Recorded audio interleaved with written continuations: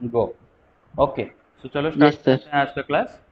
अच्छा, तो गाइज कल जो इवनिंग क्लास में हमने डिस्कशन कर रहे थे कि दो स्ट्रेट लाइन के बीच में एंगल कैसे निकालते हैं ना, उसी से हम कंटिन्यू करेंगे, उसी के ऊपर सवाल भी करेंगे, वहीं से आज कंटिन्यूशन होगा, है ना। अच्छा, सर वो वाला उसका कंसेप्ट सर और एक बार रिवाइज कर दीजिए। नो डेरिवेशन का कोई ज़रूरत नहीं, सिर्फ हम फॉर्मूला याद रखेंगे।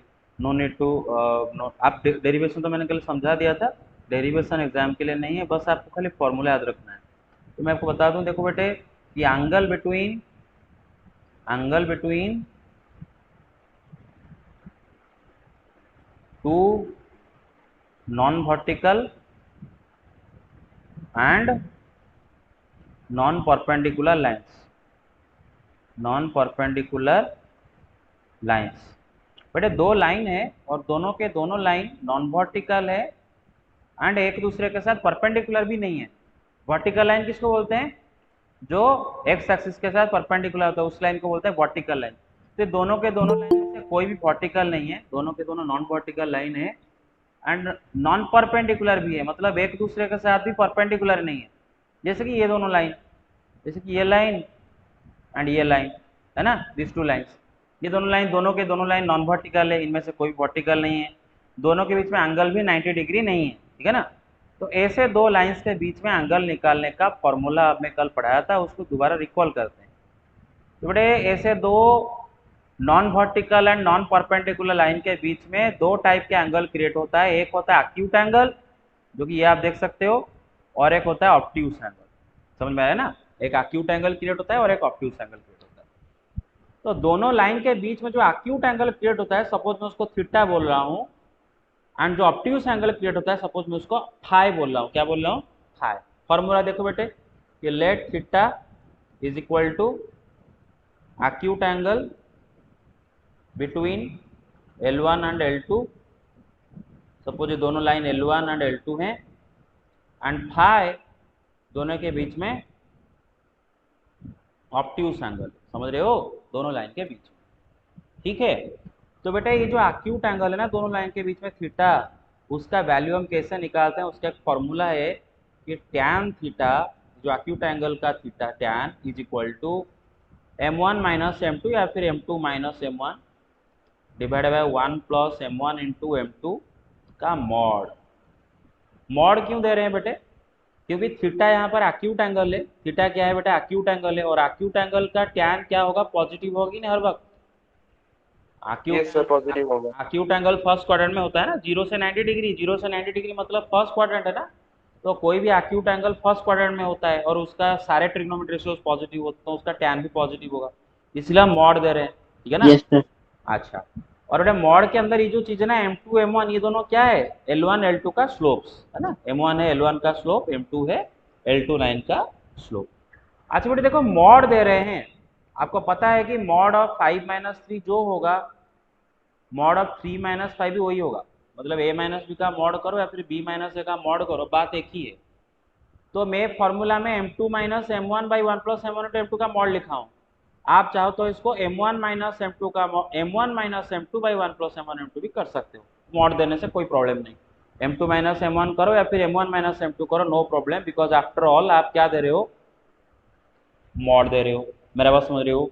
मॉड दे रहे हो। अब बेटे इस फॉर्मूला से आपको देखो ना, दोनों लाइन का आपको स्लोप आपको पता होगा पहले से, दोनों लाइन का स्लोप पहले से पता होगा, M1 M2 पहले से पता होगा। तो ये फॉर्मूला लगा के आप टैन थीटा निकाल देने का, और टैन थीटा निकल जाएगा तो थीटा निकाल दोगे आराम से। सपोज टैन थीटा आया 1/√3, तो थीटा कितना होगा? 30 डिग्री। टैन थीटा आया √3, तो थीटा कितना हो जाएगा? 60 डिग्री, ऐसे करके।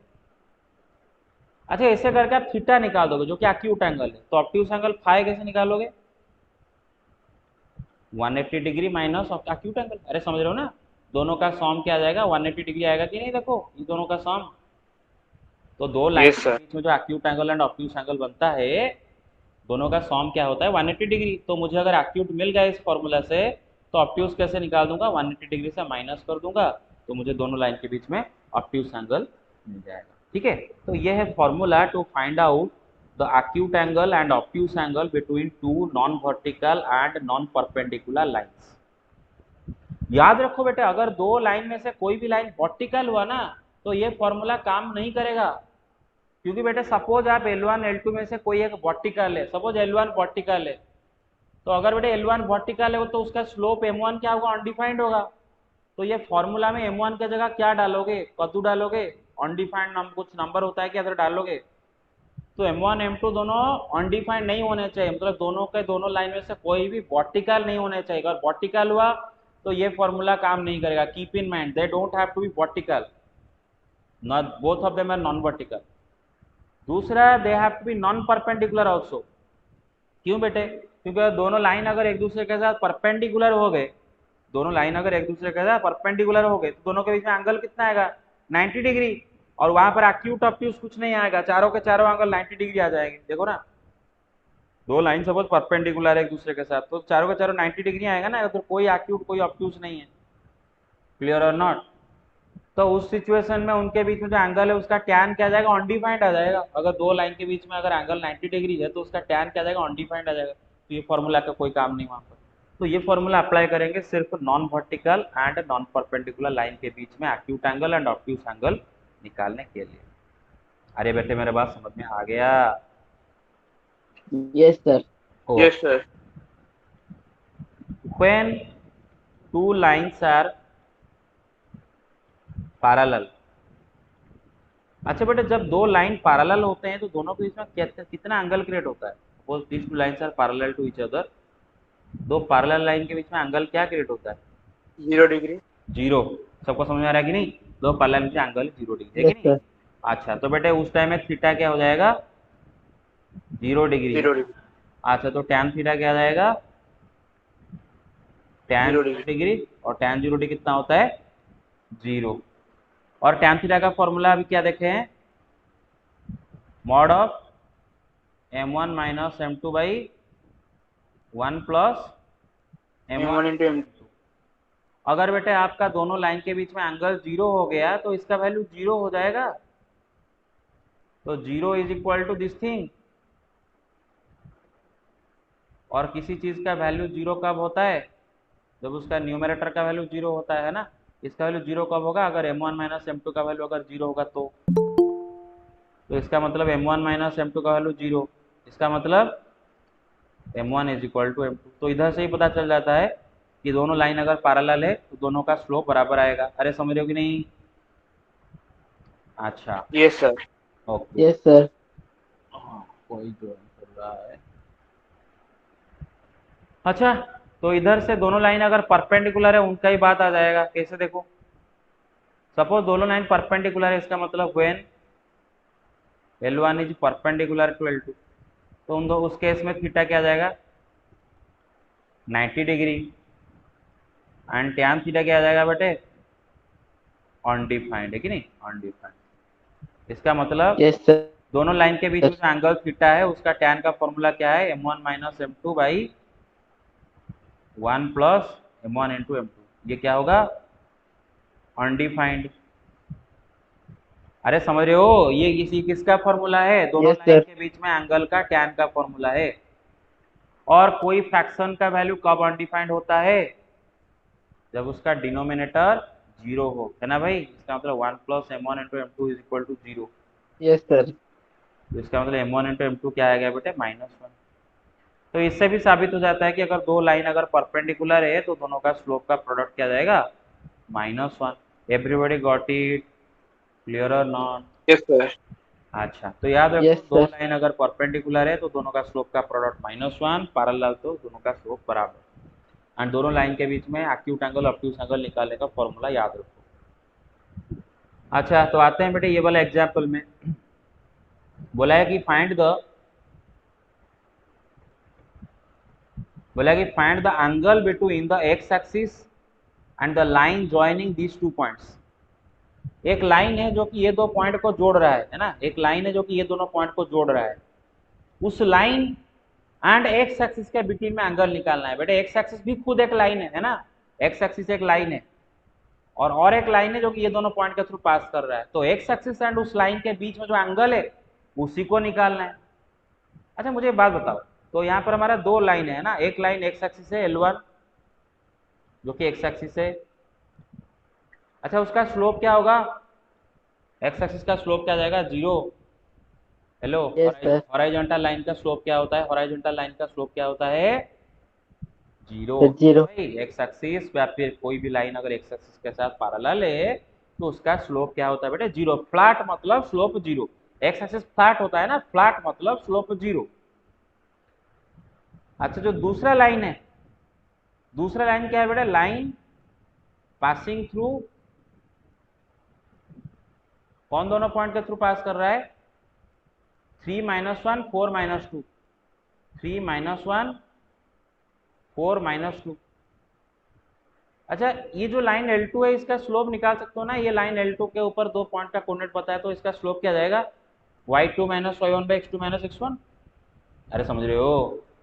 या फिर y1 - y2। Yes sir. तो -1 माइनस ये -2 है तो -1 माइनस -2 डिवाइडेड 3 - 4। तो कितना आ जाएगा ये? -1।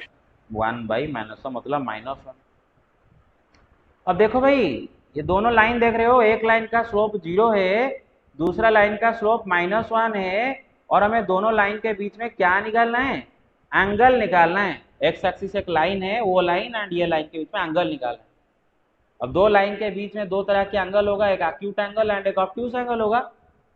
तो पहले हम एक्यूट एंगल निकालते हैं। Everybody got it? Let acute angle theta. और अभी जस्ट फॉर्मूला पढ़ के आए, अगर दो लाइन के बीच में एक्यूट एंगल थीटा है तो उसका टैन का फॉर्मूला क्या है? Mod of m1 - m2/1 plus M1 into M2। बेटे इसको याद रख लो, भूलना नहीं है ना, याद रह जाना चाहिए। Where theta is the acute angle between the two lines, keep in mind, और कुछ नहीं है। m1 का वैल्यू क्या है? पुट करो 0। m2 का वैल्यू क्या है? -1 divide by 1 plus m1 into m2। m1 0 है तो 0 इंटू m2 0। इसका मॉड क्या आएगा? इसका मॉड रे 1। 1। तो टैन थीटा आया है क्या बेटे? 1। और थीटा हमारा एक्यूट एंगल है, तो कौन सा एक्यूट एंगल का टैन 1 आता है? 48 डिग्री। 45 डिग्री। हाँ, तो दोनों दोनों लाइन के बीच में एक्यूट एंगल कितना निकल गया गया बेटे? 45 डिग्री। 45 डिग्री। अच्छा, दोनों बीच में एक्यूट एंगल 48 डिग्री। अगर ऑब्ट्यूस एंगल निकाल सकते हो दोनों के बीच में? Sir 135 degree. 180। Everybody got it और नॉट? ये ऑब्ट्यूस एंगल है। Yes sir. Yes sir. किसी को कोई डाउट है इसमें? इजी सवाल था कि नहीं? No sir. Yes sir, easy था। ओके, नेक्स्ट क्वेश्चन पे आते हैं।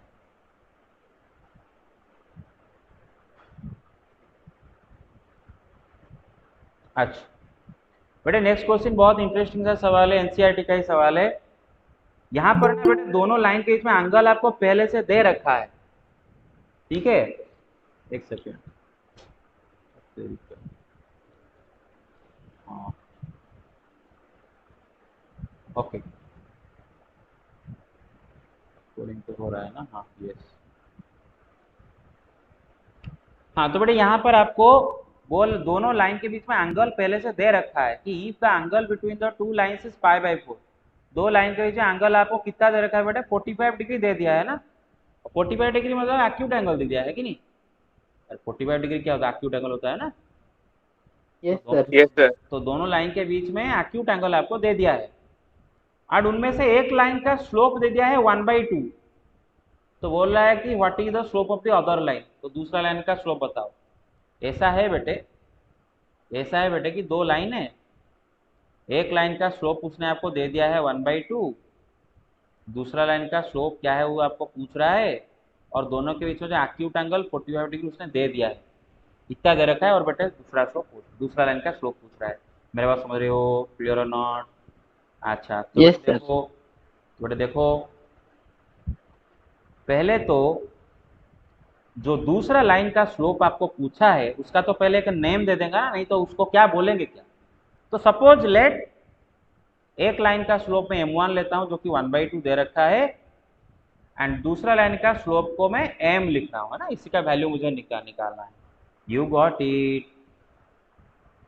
Yes, sir. दोनों दोनों लाइन के बीच में एक्यूट एंगल दे दिया है ना, acute angle between the two lines, between the lines theta दे दिया है। कितना दे रखा है? π/4। अच्छा, तो बेटे दो लाइन है, दोनों लाइन के बीच में अगर थीटा एक्यूट एंगल होता है तो उसका टैन क्या आता है? m1 माइनस या फिर m2 माइनस, आपका मर्जी। m1 में m1 माइनस m2 लिख रहा, आप m2 माइनस m1 लिखो, कोई बड़ा फर्क, कोई फर्क। 1 आएगा। अरे एवरीबॉडी गॉट इट? यही तो होता है ना फॉर्मूला, कि अगर थीटा दोनों के बीच एक्यूट एंगल है तो टैन थीटा क्या आता है? m1 माइनस m2 या फिर m2 minus m1 by 1 plus m1 into m2 का मॉड। तो यहाँ पर दोनों एंगल के, दोनों लाइन के बीच में एक्यूट एंगल क्या है? π/4। तो थीटा का जगह पुट कर देंगे π/4। तो tan π/4 is equal to m1 क्या है बेटा? 1/2 है, m2 क्या है? m है, divide by 1 plus m1 into m2, मतलब 1/2 इंटू m, कितना जाएगा? m/2। Everybody got it? Everybody got yes it? Sir. Yes sir. Yes sir. हाँ, तो बेटी ये आ गया half minus m divide by 1 plus m/2, इसका मॉड इज इक्वल टू क्या है बेटे? 1 है ना, tan 45 डिग्री 1 होता है। अब गाड़ी को थोड़ा ब्रेक लगाओ, पहले तो मैं इसको थोड़ा सिंप्लीफाई कर दूं। बेटे देखो, ऊपर अगर 2 एलसीएम ले जाते हैं तो ऊपर आ जाता है 1 minus 2m divide by LCM आएगा 2। नीचे को अगर सिंप्लीफाई कर देते हैं 2 प्लस m और एलसीएम आएगा 2, तो नीचे का 2 ऊपर का 2, एलसीएम एलसीएम कट जाएंगे, तो इसी का मॉड इज इक्वल टू 1। अब यहाँ से शुरू होगा इंटरेस्टिंग सा बात। बेटा आपको याद है मैंने पढ़ाया था आपको कि अगर सपोज x का मॉड 2 आ रहा है, इसका मतलब x का वैल्यू क्या क्या हो सकता है? प्लस और सर माइनस। 2 या फिर -2 हो सकता है। तो इसी तरह अगर किसी का मॉड 1 आता है तो उसका वैल्यू क्या हो सकता है? सर प्लस या फिर -1। अरे सबको समझ में आया कि नहीं आया? Yes sir. Yes sir. हाँ, तो बेटे 1 minus 2m by 2 plus m का मॉड अगर 1 आया है तो इसका मतलब 1 minus 2m by 2 plus m का वैल्यू प्लस और माइनस 1 है कि नहीं भाई? Yes sir. यस अच्छा, सर। तो अभी बेटे पूरा हम डिस्कशन करेंगे कि अगर m का वैल्यू 1 हुआ तो क्या होगा, अगर m का वैल्यू माइनस जो भी आया है, अगर m का वैल्यू, सॉरी m का बोल रहा हूँ, दो केस लेंगे बेटे। एक केस लेंगे अगर इस चीज का वैल्यू 1 है तो उस हिसाब से m का एक वैल्यू आएगा, अगर इसका वैल्यू -1 है तो उस हिसाब से m का और एक वैल्यू आएगा। ये क्या दे रखा है? 1 minus 2m by 2 plus m। हाँ, 1 minus 2m by 2 plus m, यह है case 1। When it is equal to 1, थोड़ा क्रॉस मल्टीप्लाई करो, 1 माइनस 2m क्या आ जाएगा? 2 प्लस m, और फिर 2m उस साइड में ले जाओ तो 3m इज इक्वल टू 2 इस साइड में ले जाओ, क्या हो जाएगा? -1, तो m क्या आ जाएगा? -1/3, है कि नहीं? तो अगर बेटे यस इसका सर। वैल्यू हम 1 लेते हैं तो दूसरा लाइन का स्लोप क्या आ रहा है बेटे? -1/5 आ रहा है। अगर इसका वैल्यू 1 ले रहे हैं तो दूसरा लाइन का स्लोप आ रहा है -1/3। अगर इसका वैल्यू हम 1 minus 2m by 1 plus 2 plus m, 1 minus 2m by 1 2 plus m का वैल्यू अगर -1 लेते हैं, समझ में आ रहा है ना? 1 minus 2m by 2 plus m का वैल्यू अगर -1 लेते हैं तो अब क्रॉस करो बेटे, -2 माइनस m, तो 2m को उस साइड में ले जाओ तो 2m माइनस m हो जाएगा, और -2 को इस साइड में ले आओ तो 1 प्लस 2 3 हो जाएगा। तो इसका मतलब अगर बेटे इसका वैल्यू को -1 ले रहे हैं तो स्लोप 3 आ रहा है। अच्छा बेटे, एक लाइन का तो दो दो स्लोप नहीं हो सकता ना, एक लाइन का तो एक ही स्लोप होता है, क्योंकि वो एक ही इंक्लिनेशन बनाएगा, तो उसका एक लाइन का, हर एक लाइन का अपना एक स्लोप होता है। बेटे ये दो दो स्लोप आ रहे हैं, इसका मतलब यहाँ पर दो दो लाइन ऐसे हैं, है ना? यहाँ पर ऐसे करके दो दो लाइन है, दो दो ऐसे लाइन है जो कि हमारा वाला लाइन के साथ π/4 एंगल बना के जाते हैं। मेरे बात समझ रहे हो क्लैरिटी के साथ? Hello hello. Yes sir. sir. Question में जो दिया था ना, क्वेश्चन में जो दिया था ना कि हमारे पास एक लाइन है जिसका स्लोप 1/2 है, उसके साथ π/4 एंगल बनाता हुआ एक लाइन है, उस लाइन का स्लोप निकालो। तो ये जो लाइन है जिसका स्लोप 1/2 दिया है, इसके साथ एक नहीं बल्कि दो दो ऐसे लाइन है जो कि π/4 एंगल बना रहे हैं। तो इसीलिए उनका दो दो इसलिए दो दो स्लोप निकला। देखो बेटे कैसे होता है, सपोज ये एक लाइन है, ठीक है ना, ये एक लाइन है जिसका स्लोप 1/2 है, ठीक है ना। मैं एक आपके सिनारियो दिखाता हूँ बेटा, देखो एक सिनारियो देखो, सपोज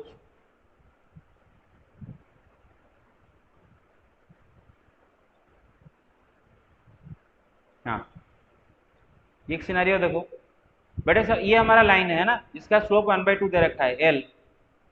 तो देखो बेटे ऐसा भी तो हो सकता है ना, देखो ये ऐसा ही तो होगा ना, एक लाइन यहाँ पर 45 डिग्री एंगल बना रहा है इसके साथ एल के साथ, और एक लाइन इधर 45 डिग्री एंगल बना रहा है। तो बेटे जाहिर सी बात है दो दो लाइन का स्लोप आ जाएगा। अरे मेरे बात समझ रही हो, क्लियर और नॉट, इसका एक स्लोप आएगा, इसका एक स्लोप आएगा। हेलो, गेट इट और not? Yes sir. Yes, sir. हाँ, तो हमारा वाला लाइन जिसका स्लोप 1/2 है उसके साथ दूसरा लाइन π/4 एंगल बना रहा है। तो देखो ना, ये लाइन भी एल के साथ π/4 एंगल बना रहा है कि नहीं, और ये भी एल के साथ π/4 एंगल बना रहा है कि नहीं। तो इसीलिए दो दो ऐसे लाइन मिलते हैं, इसीलिए दो दो स्लोप निकला।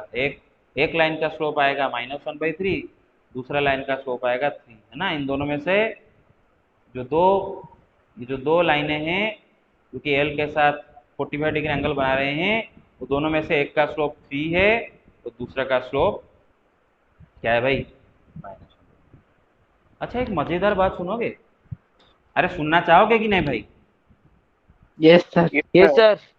हाँ, तो बेटे ये हमारा लाइन है जिसका स्लोप 1/2 दे रखा है, और बोल रहा था कि उसके साथ 45 डिग्री एंगल बनाता हुआ दूसरा जो लाइन है उसका स्लोप निकाल। तो हम देखें कि उसके साथ 45 डिग्री एक नहीं बल्कि दो दो लाइन बना रहे हैं, इसीलिए दोनों लाइन का अलग अलग स्लोप आया। एक का स्लोप आया 3, दूसरा का स्लोप आया -1/3। जरा बेटे दोनों को मल्टीप्लाई करो, क्या आता है? -1 -1 आता है। -1। Yes sir. तो मतलब ये जो दो लाइन है, ये दोनों लाइन भी आपस में परपेंडिकुलर हो रहे होंगे। अरे यस सही बात सर। है कि नहीं? देखो ये एंगल यस सर। 90, ये एंगल 45 डिग्री, एंगल 45 डिग्री, तो ये एंगल क्या होगा, 90 डिग्री नहीं होगा? Yes sir. Yes, sir. तो लाइन एल के साथ ये दोनों 45 डिग्री 45 डिग्री एंगल बना रहे हैं, तो इन दोनों लाइन के बीच में एंगल क्या बनेगा, 90 डिग्री। और इधर से देख पा रहे होगे दोनों का स्लोप का प्रोडक्ट, एक का स्लोप -1/3, दूसरा लाइन का स्लोप 3 आया, दोनों को मल्टीप्लाई करने से -1 आ रहा है कि नहीं आ रहा है? Yes sir.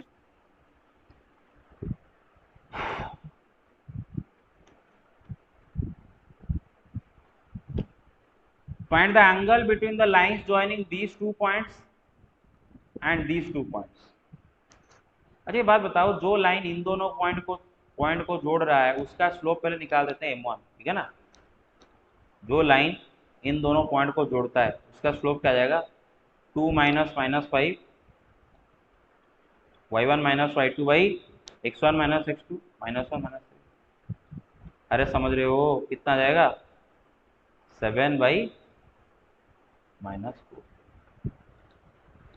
अच्छा ये दो जो पॉइंट है, ये दो पॉइंट है, इन दोनों को जो लाइन जोड़ रहा है उसका स्लोप क्या जाएगा, सपोज उसका नाम है m2 देता हूँ, उसका वैल्यू क्या जाएगा, 3 - 0/-2 - 5। You got it?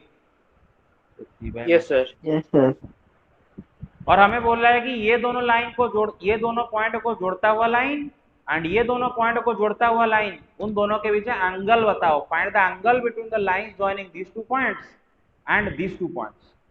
तो ये दोनों को जोड़ता हुआ लाइन का स्लोप निकाल दिए, ये दोनों को जोड़ता हुआ लाइन का स्लोप निकाल दिए, तो दोनों लाइन के बीच में जो एंगल बनेगा उनमें से एक एक्यूट हो रहा होगा, दूसरा ऑब्ट्यूज हो रहा होगा। तो दोनों में से जो एंगल एक्यूट है, सपोज उसका नाम मैं थीटा दे रहा हूं, let theta is equal to acute angle between the lines। तो दो लाइनों के बीच में अगर acute angle थीटा होता है तो उसका tan क्या आता है भाई, m1 - m2 by 1 plus m1 into m2 mod. everybody got it or not? hello, okay Yes, sir. हाँ, तो m1 का वैल्यू क्या दे रखा है, -7/4, -m2 का वैल्यू क्या दे रखा है बेटे, -3/7, फिर +3/7। Everybody get it? Yes, sir. 1 plus m1 into M two, बेटे m1 क्या है -7/4, m2 क्या है -3/7, दोनों को मल्टीप्लाई करने से क्या होगा 7 माइनस माइनस प्लस हो जाएगा, 7 7 कट जाएगा तो आएगा 3/4, राइट। Yes sir. कैलकुलेट करो इसका वैल्यू, ऊपर एलसीएम ले जाओ 28, क्या जाएगा -49 प्लस 12 डिवाइड नीचे एलसीएम ले जाओ 4, तो क्या जाएगा 4 प्लस 1 4 प्लस 3 7, है कि नहीं। फ्रैक्शन डिवीजन करेंगे भाई, यस सर। फ्रैक्शन डिवीजन करेंगे। अच्छा -49 प्लस 12 कितना आता है देखो, 9 से 2 जाएगा तो 7 एंड 4 से 1 जाएगा तो 3 37 है। -37. सर -37। तो -37/28 इंटू ये क्या आ रहा है बेटा 4/7 है ना, उल्टा दूं अगर, ठीक है। हाँ तो बेटे क्लियर और नॉट। अच्छा पहले तो आप क्या को कटेगा, देखो इधर देखो, यस 4 सर। 7 28, अच्छा कितना आ गया -37/49 का मॉड, तो क्या आ जाएगा आंसर 37/49। तो दोनों लाइन के बीच में जो एक्यूट एंगल थीटा है उसका टैन क्या निकल गया 37/49, तो टैन थीटा निकल गया 37/49। तो थीटा क्या होगा, ये बेटे 12th sir class tan inverse 37/49। Tan inverse 37/49, खाली अभी ध्यान रखो थीटा का वैल्यू आया क्या बेटे, इधर बेटे कोई एक जाना माना वैल्यू नहीं आया, 1 नहीं आया, 1/√3 नहीं आया, √3 नहीं आया, तो ये आया, तो ये किस एंगल का टैन है हम तो डायरेक्ट मुंह में नहीं बता सकते, तो क्या कर देंगे, लिख देंगे theta is equal to tan inverse, समझ रहे हो ना this thing, you got it और not, yes clear. Sir. Sir 12th में जब वो इनवर्स ट्रिगोनोमेट्री वाला चैप्टर खत्म हो जाएगा तो फिर सर वो टाइम में क्या बोल सकते हैं, क्या सर जो tan मतलब tan इनवर्स 37 में 49 का वैल्यू क्या होगा? नहीं नहीं नहीं, वो कैलकुलेशन नहीं हो, वैसे वैसे छोड़ना हो, वो तो कैलकुलेटर ही कैलकुलेट करेगा। आर यू गॉट इट और yes not sir. Everybody. Yes Yes, sir. sir. आगे चलते हैं। सर ये वाला क्वेश्चन सर जब एग्जाम में आएगा तो फिर सर वो तो कैलकुलेटर नहीं दिया, मतलब कैलकुलेटर तो अलाउड नहीं है मतलब एग्जाम में। एमसीक्यू एमसीक्यू एमसीक्यू जो भी देगा मतलब वही टैन इनवर्स उतना ही करके छोड़ोगे बा, उतना ही करके छोड़ोगे, यही तो एंगल है ना दोनों के बीच में एक्यूट एंगल, और फाई क्या होगा 180 डिग्री माइनस दिस, आपको थोड़ी ना पूरा वैल्यू लिखना है, यही आपका एंगल हो गया, यू गॉट इट और not. Yes sir. Yes sir. अच्छा ये वाला भी सवाल एनसीईआरटी का ही सवाल है, अच्छा सवाल है। The slope of A line is double of the slope of another line, हमारे पास दो लाइनें हैं, एक लाइन का स्लोप दूसरे लाइन का स्लोप का डबल है, if the tangent of the angle between them is 1/3, अगर दोनों लाइनों के बीच में जो एंगल है उसका टेंजेंट मतलब उसका टैन, दोनों जो लाइनें हैं उनके बीच में जो एंगल है उसका टैन उसने क्या आपको दे रखा है बेटा 1/3, बोला है कि find the slopes of the line, लाइनों का स्लोप निकालो। अच्छा अच्छा एक मिनट रुको,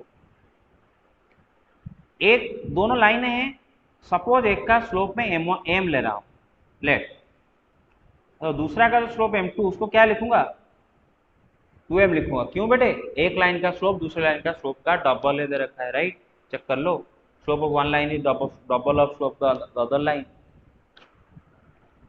और यस क्वेश्चन में सर। क्या दे रखा है बेटे, दोनों लाइनों के बीच में जो एंगल है उसका टैन आपको 1/3 दे रखा है, और 1/3 का पॉजिटिव नंबर दे रखा है ना, तो दो लाइनों के बीच में दो एंगल क्रिएट होता है, एक होता है एक्यूट एंगल, एक होता है ऑब्ट्यूज एंगल, और ये खाली बोला है कि the tan of the angle between the two lines, तो दोनों लाइन के बीच का कौन सा वाला एंगल का टैन ये आपको दे रखा है,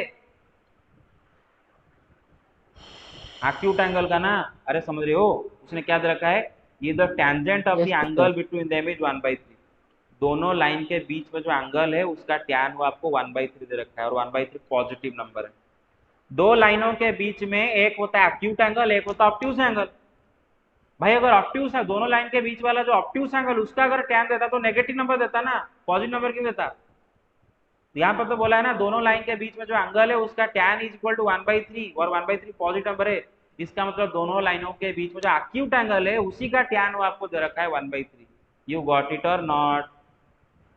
यस सर। मानो थीटा आपका एक्यूट एंगल है और आपको इसी एक्यूट एंगल का टैन आपको 1/3 दे रखा है। I hope everybody got it right. Yes sir. अच्छा, तो tan theta is equal to 1/3 दे रखा है। भाई दोनों लाइन के बीच में अगर थीटा एक्यूट एंगल होता है तो उसका टैन का फॉर्मूला क्या है भाई? m1 minus m2 by 1 plus m1 into m2 का मॉड है ना, इसी का वैल्यू क्या है भाई? 1/3। अच्छा, m1 का वैल्यू m है, m2 का वैल्यू 2m है, तो m minus 2m divide by 1 plus m into 2m क्या जाएगा? 2m square. 2m इसका square. इसका मॉड दे रखा है 1/3। अच्छा, m माइनस 2m कितना हो जाएगा? Minus m। Minus m. तो minus m by 1 plus 2m square का मॉड क्या दिया है बेटे? 1/3।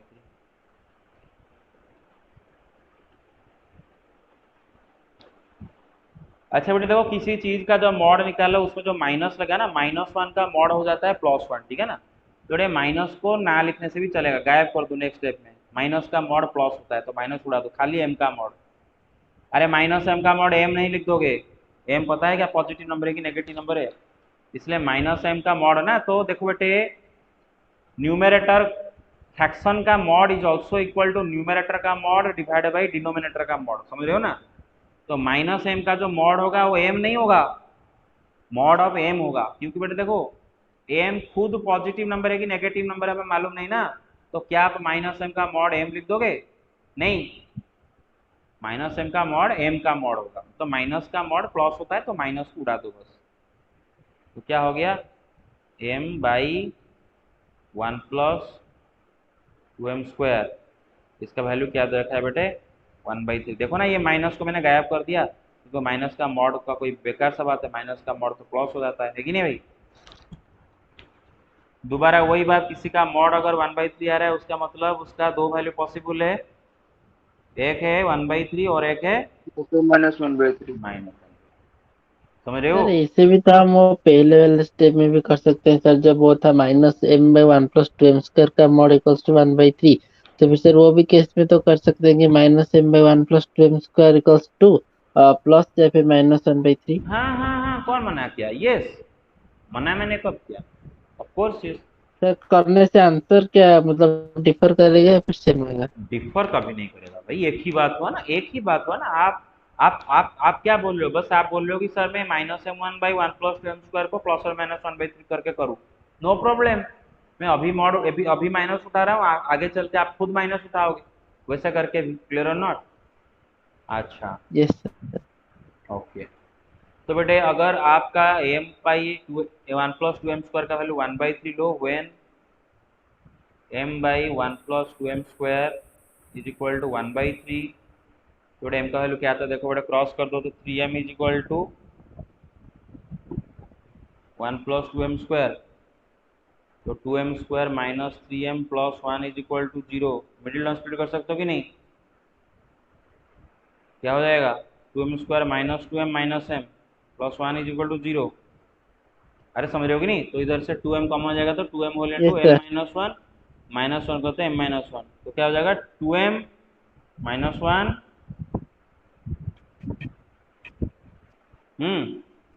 Into m-1। Are you got yes it? Sir. Yes या सर। अच्छा, this is equal to what? This is equal to 0। Sir m equal to 1 और m equal to 1/2। हाँ, m is equal to 1/2 और m is equal to 1, ठीक है। अच्छा, तो m क्या है बेटे? उनमें से दो दो लाइनें हैं, उनमें से एक लाइन का स्लोप m है और दूसरा का स्लोप क्या है? 2m है, समझ रहे हो कि नहीं? 2m है। तो व्हेन जब m का वैल्यू 1/2 होगा तो 2m का वैल्यू क्या आ जाएगा? 1। तो अगर दोनों लाइन में यस से सर। एक का स्लोप 1/2 है तो दूसरा का स्लोप क्या जाएगा? 1। अरे उसका डबल है ना, एक लाइन का स्लोप दूसरी लाइन का स्लोप डबल है। अच्छा, व्हेन m का वैल्यू हम 1 लेंगे तो 2m क्या जाएगा? 2, मतलब एक लाइन का स्लोप 2। अगर 1 लेते तो दूसरे लाइन का स्लोप क्या हो जाएगा? 2। अच्छा, तो बेटे यस चारों सर। चार पेयर निकलेंगे इधर, तो यहाँ से 2 पेयर निकले, फिर और बाकी है अगर बेटे इसका वैल्यू -1/3 लेते हैं तो if this is equal to -1/3, Yes, ठीक है ना sir. भाई? व्हेन m/1 + 2m² का वैल्यू इज इक्वल टू -1/3, तो बेटा क्रॉस कर दो तो क्या हो जाएगा, -3m is equal to 2m² + 1, क्या हो जाएगा 2m² + 3m + 1 is equal to 0। तो मिल्टा स्प्लिट कर सकते हो ना, 2m² + 2m + m + 1 क्या आ जाएगा 2m होल इंटू m + 1, तो क्या आ जाएगा 2m + 1 होल इंटू m + 1, है ना? So इधर m is equal to -1 और -1/2. m इज इक्वल टू -1 और -1/2। तो बेटा इधर आपका अगर m का वैल्यू -1 होगा तो 2m का वैल्यू क्या जाएगा, उसका डबल -2। अरे समझ रहे हो? और अगर एक m का वैल्यू -1/2 Yes, होगा तो sir. 2m क्या होगा, उसका डबल -1। तो बेटा चार पेयर आएंगे, देखो अगर m का वैल्यू, एक का स्लोप अगर -1 होगा तो दूसरा का स्लोप -2, एक का स्लोप अगर -1/2 तो दूसरा का स्लोप -1, एक का स्लोप अगर 1 तो दूसरा का स्लोप 2, एक का स्लोप अगर 1/2 तो दूसरा का स्लोप 1। क्लियर और नॉट? Everybody got it? तो ऐसे अगर Yes, हम sir. दो लाइनें बनाते हैं, ध्यान रखा करो, अगर हम ऐसे दो लाइनें बनाते हैं, अगर हम ऐसे दो लाइनें बनाते हैं जिनमें कि एक का स्लोप -1 है एंड दूसरे का स्लोप -2 है, तो देखोगे बेटे कि दोनों, कहाँ गया, दोनों लाइन के बीच में जो एक्यूट एंगल क्रिएट होगा उसका स्लोप आ जाएगा 1/3। ठीक है, ध्यान रखा करो। सपोज आप ग्राफ पेपर में दो ऐसे लाइन बनाए, एक लाइन का स्लोप आया -1, दूसरा लाइन का स्लोप आया -2, तो देखोगे उनके बीच में जो भी एंगल क्रिएट हो रहा है उस एंगल का कैलकुलेटर में टैन निकालोगे, वो क्या आएगा बेटे 1/3। Everybody got it? उससे तो स्टार्ट किए थे कि दोनों लाइन के बीच में जो एंगल है उसका टैन 1/3 है, तो दोनों एंगल, दोनों लाइन का स्लोप Yes, बताओ। sir. यू गॉट इट और not? Yes, sir. Yes, sir.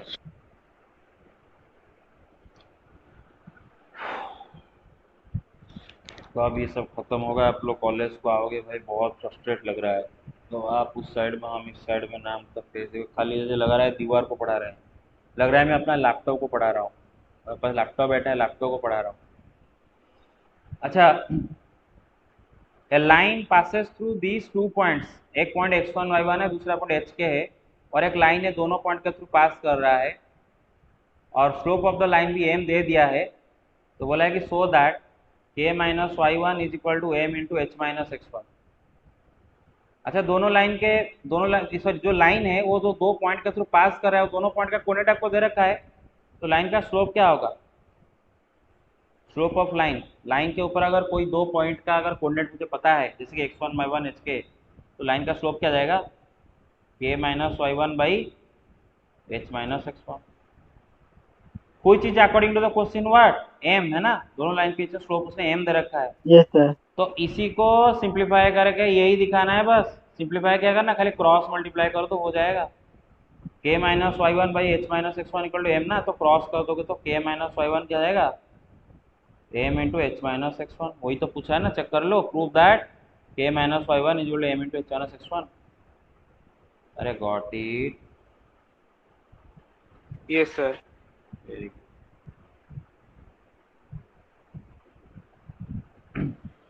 अच्छा, ये वाला सवाल देखो,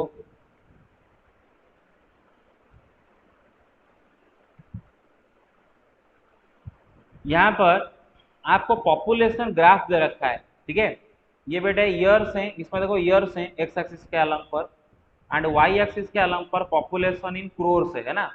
तो आप ग्राफ पढ़, आई होप आप ग्राफ पढ़ना जानते हो। देखो ये वाला पॉइंट ग्राफ के ऊपर है, देखो ना, ये वाला पॉइंट पॉपुलेशन ग्राफ के ऊपर ये वाला पॉइंट है, और इसका एक्स कोऑर्डिनेट क्या है भाई, चेक कर लो 1985, वाई कोऑर्डिनेट क्या है बेटा 92, देख रहे हो ना।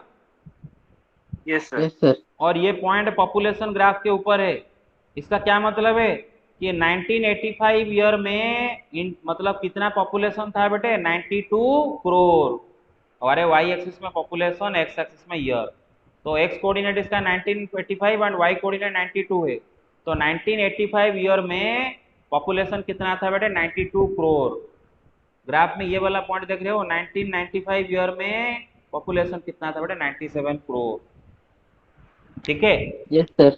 अच्छा, बोल रहा है कि find the yes sir. Slope of the line AB. बेटे एबी लाइन का स्लोप निकालो, एबी लाइन का स्लोप निकाल। सर ये वाला क्वेश्चन को सर हम कॉपी, हाँ सर मैं बोल रहा था कि सर ये वाला क्वेश्चन को हम कॉपी में कैसे करेंगे सर, ग्राफ ड्रा करके? हाँ, ऑब्वियसली रॉफ में ग्राफ बनाओगे, कोई स्केल पेंसिल जरूरत नहीं है। ठीक है, तो बेटे देखो यस बोल रहा है सर। कि एबी लाइन का स्लोप निकालो। अरे इसका स्लोप आ जाएगा ना, ये एक स्ट्रेट लाइन है, उसके ऊपर 2 पॉइंट का कोऑर्डिनेट दे रखा है, स्लोप आ जाएगा ना y1 minus y2 x1 minus x2 करके 97 माइनस 92 बाई 195 माइनस 185 क्या जाएगा 1/2। एवरीबॉडी गॉट इट, एबी का स्लोप निकाल दोगे। अच्छा, गॉट इट और नॉट भाई? Yes, sir. Yes sir. अच्छा, फिर क्या पूछ रहा है सुनो, what will be the population in the year 2010। 2010 में पॉपुलेशन कितना होगा, साल 2010 में पॉपुलेशन कितना होगा। अच्छा, सपोज साल 2010 में पॉपुलेशन पी होगा, इसका वैल्यू हमें निकालना है। Let population in 2010 is equal to P, और इसी का वैल्यू मुझे निकालना है कि 2010 जो साल है उसमें इंडिया मतलब पॉपुलेशन पी का वैल्यू क्या है। अच्छा बेटे देखो, ये जो है ना, ये जो पॉपुलेशन ग्राफ आपका इधर दे रखा है, ये जो पॉपुलेशन ग्राफ है, इसके ऊपर जितने भी पॉइंट है, सारे पॉइंट्स का जो एक्स कोऑर्डिनेट है वो ईयर दिखाता है, एंड उसका जो वाई कोऑर्डिनेट है वो उस ईयर में कितना पॉपुलेशन था वो दिखाता है। जैसे कि ये इस पॉइंट का एक्स कोऑर्डिनेट ईयर है, एंड उसका वाई कोऑर्डिनेट उस साल में पॉपुलेशन कितना करोड़ में दिखाता है। तो बेटे अगर 2010 साल में पॉपुलेशन पी है, तो बेटा ऑब्वियसली 2010 कॉमा पी, ये वाला पॉइंट, सपोज ये पॉइंट का नाम मैं देता हूं सी, या फिर कुछ और दे देते हैं, मानो डी दे देते हैं, ठीक है। देन द पॉइंट डी, ये जो पॉइंट होगा ना बेटे जिसका एक्स कोऑर्डिनेट 2010 है, वाई कोऑर्डिनेट यस पी है, sir. Will lie on the graph or not? Yes Yes, sir. sir. Graph के ऊपर आ जाएगा। तो ग्राफ के ऊपर कहीं एक पॉइंट आने वाला है, ग्राफ के ऊपर कहीं एक पॉइंट आने वाला है, अब इधर है एक पॉइंट आने वाला है जिसका एक्स कोऑर्डिनेट 2010 है एंड वाई कोऑर्डिनेट पी, और हमें इसी पी का वैल्यू निकालना है। और आप बोलोगे सर क्या बात कर रहे हो, हम तो ग्राफ से ही दिखा सकते हैं ये जोड़ के। हाँ वो तो कर सकते हो, लेकिन यहाँ पर क्यों दिया है ना आपको, स्ट्रेट लाइन का कॉन्सेप्ट इस्तेमाल करके पी का वैल्यू निकालना है, पॉपुलेशन निकालना है। तो देखो बेटे, ये पॉइंट का नाम मैं डी दिया हूँ, डी दिया हूँ। अच्छा, ये वाला पॉइंट ग्राफ के ऊपर है, और ए बी भी ग्राफ के ऊपर है, और ग्राफ एक स्ट्रेट लाइन है। क्या मतलब हुआ इसका, A B The D 3 are points are in collinear. Collinear है ना भाई? एवरीबॉडी गॉट इट और नॉट? Yes sir. अच्छा, अगर 3 पॉइंट कोलिनियर हैं, ए बी डी अगर कोलिनियर है, तो ए बी का स्लोप एंड बी डी का स्लोप बराबर आ जाएगा, या फिर ए बी का स्लोप ए डी का स्लोप बराबर आ जाएगा, या फिर बी डी का स्लोप ए डी का स्लोप बराबर आ जाएगा। इट्स अप टू यू, जैसे भी करके आंसर आ जाएगा, कोई दो बस करना है। तो इसका मतलब slope of A B will be equal to slope of क्या क्या क्या BD. B D. और ए बी का स्लोप तो अभी आप निकाल के यस आए सर। हो, ए बी का स्लोप तो अभी जो निकाल के आए हो 1/2। और बी डी का स्लोप क्या होगा रे, बी का कोऑर्डिनेट डी का कोऑर्डिनेट दे रखा है, बी डी का स्लोप क्या होगा y1 minus y2 x1 minus x2, 97 minus p by 195, 1995 minus 1995 minus 2010. 2010। अरे इसी इक्वेशन को सॉल्व करके पी का वैल्यू खुद निकाल दोगे ना, और वही तो आपका पॉपुलेशन है। यू गेट इट और not? You get yes it sir. और Yes, नॉट? sir. बस काम तमाम हो गया, आगे चलते हैं। Yes Yes, sir. sir. Yes, sir. Okay, तो ये ऑलरेडी बेटे ए बी का स्लोप आप ऑलरेडी निकाल दिए थे ना, 1/2 बस। ओके, अब बेटे आएंगे दो न्यू फॉर्मूला खाली डिस्कस करेंगे, उनका डेरिवेशन के ऊपर नहीं जाएंगे, बस कैसे डेरिवेशन होगा मैं खाली हिंट दे दूंगा, आप अगर क्यूरियस हो तो घर में कर सकते हो, लेकिन हमें फॉर्मूला से बस मतलब है। Centroid of A triangle, centroid of A triangle. बेटे सपोज मेरे पास एक ट्रायंगल है, ऐसा करके एबीसी करके ट्रायंगल है, और सपोज ए बी सी तीनों का कोऑर्डिनेट गिवन है, x1 y1 x2 y2 x3 y3 तीनों का कोऑर्डिनेट गिवन है, और मैं जानना चाहता हूँ, ये तीनों गिवन है और मैं जानना चाहता हूँ कि इस ट्रायंगल का सेंट्रोइड का कोऑर्डिनेट क्या होगा, बस इतना इंफॉर्मेशन। लेकिन पहले मुझे सेंट्रोइड बता सकते हो होता क्या है, क्या होता है centroid? The center of the triangle. Centre of the triangle ना, ना ऐसा नहीं The सोच three lines joining to the triangle. ना। सर मीडियन तीनों का मतलब हाँ सर जो ये, तीनों मीडियन एक पॉइंट में मतलब सर हाँ उसको मतलब सर ओडिया में मध्यमा बोलते हैं जो हाँ, भरो जो केंद्र, भरो केंद्र, भरो ये केंद्र। सर। हाँ तो बेटे सेंट्रोइड क्या होता है ना, जो तीनों मीडियन होंगे ना ट्रायंगल का, जो तीनों मीडियन होंगे, वो तीनों मीडियन जिस पॉइंट पर इंटरसेक्ट करते हैं उसी को बोलते हैं सेंट्रोइड। और मीडियन क्या होता है बेटे? ट्रायंगल का एक वर्टेक्स से उसका जो अपोजिट साइड है उसका मिड पॉइंट, समझ रहे हो ना? ए वर्टेक्स से अपोजिट साइड बीसी का मिड पॉइंट, उसको अगर जोड़ दो तो ये मिल गया एबीसी ट्रायंगल का एक मीडियन। दूसरा मीडियन कैसे मिलेगा ना, बी से उसका अपोजिट साइड एसी का मिड पॉइंट। सबको समझ में आ रहा है? सबके मुंडी में घुस रहा है? Yes, sir. जोड़ दो, ये आ जाएगा, ये आ जाएगा और एक मीडियन।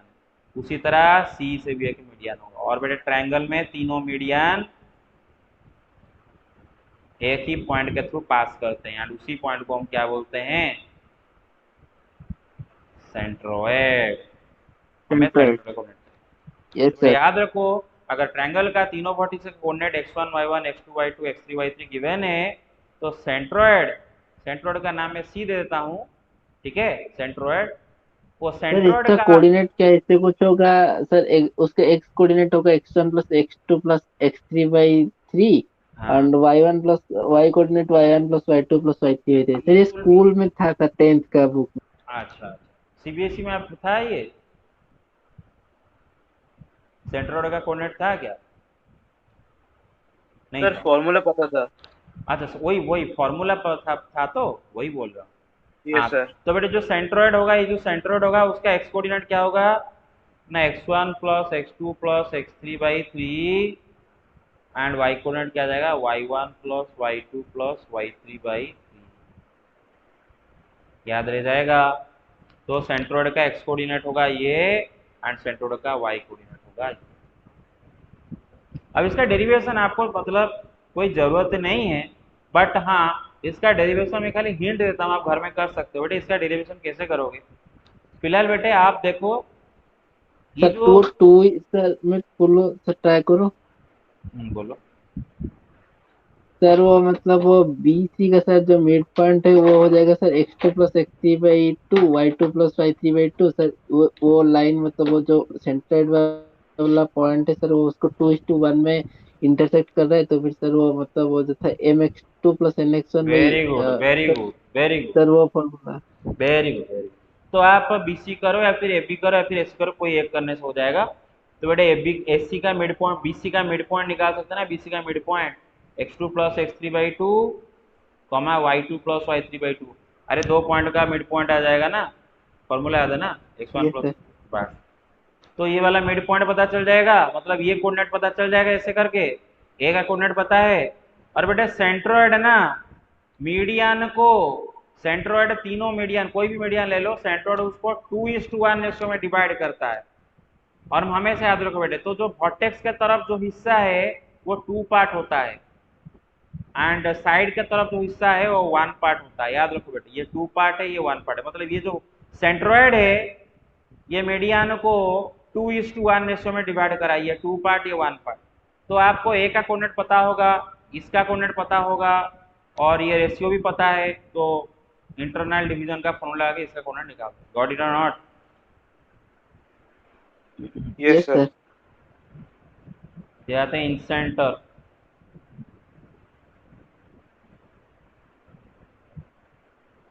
ट्रायंगल का इंसेंटर क्या होता है? कौन बताएगा इंसेंटर क्या होता है?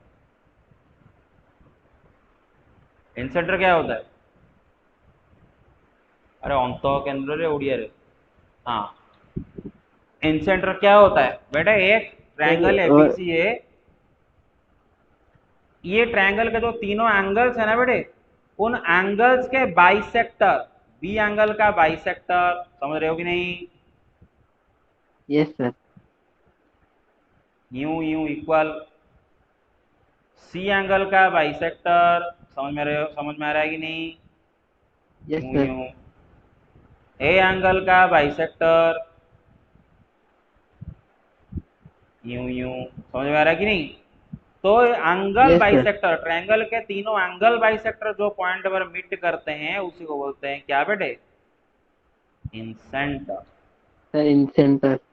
और हमें इंसेंटर का कोऑर्डिनेट चाहिए। तो बेटे यहाँ पर आपको भी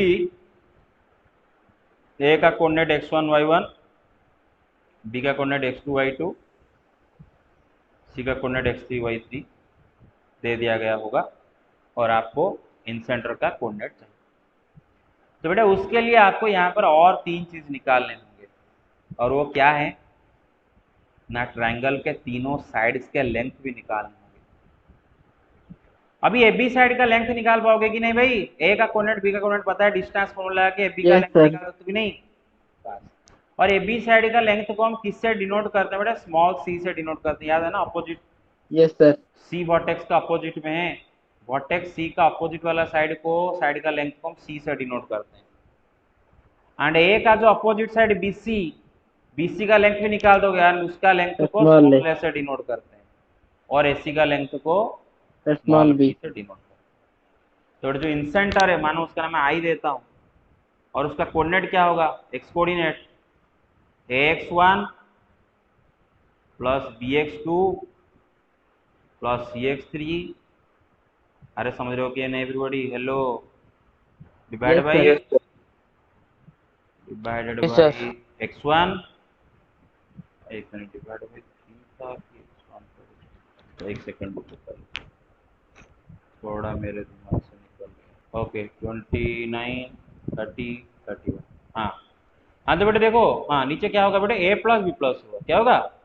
a plus b plus. Sir a plus b plus c. हाँ, और उसका जो y कोऑर्डिनेट हो क्या होगा? ay1, sir A y1 plus B y2 plus C y3 whole divided by A plus b plus c. हाँ, whole divide by a plus b plus c. सबको समझ में आया ना? ये इंसेंटर का फॉर्मूला और ये है सेंट्रोइड का फॉर्मूला। तो इसी को इस्तेमाल करके आप निकाल सकते हो। तो आज का क्लास इधर ही समाप्त करेंगे, और कल के क्लास यस में सर। हम आगे प्रोसीड करेंगे। ठीक है, चलो, thank you guys very much. Yes sir. Thank you Thank you, sir. sir. Welcome. Bye sir. Bye.